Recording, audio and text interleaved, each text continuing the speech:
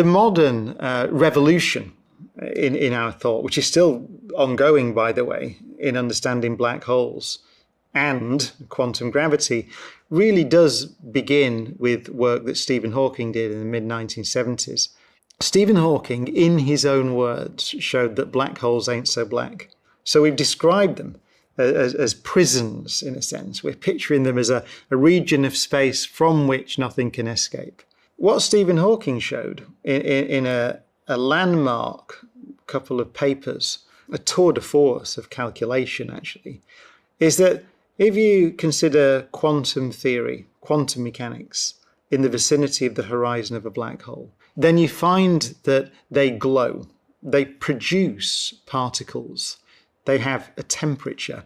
This thing that we pictured in Einstein's theory as pure geometry, as just distorted space and time, actually emits particles. It's called Hawking radiation. And one way to picture that, and Stephen in his 1974 paper gives this, he says it's a hand-wavy description. So it's not a full description.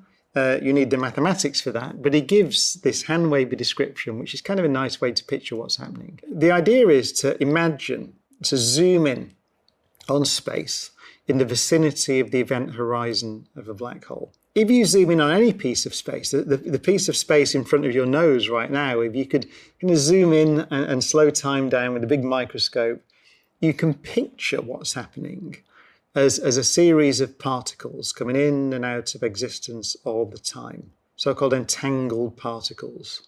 So it's a picture of what the vacuum of space looks like. Just to emphasize again, it's not a complete picture, it's not supposed to be precise, but it's a reasonable model of what's happening. So particles in and out of existence all the time. And that's happening everywhere, in space, everywhere that you look, in the most empty piece of space you could imagine. That's what's happening.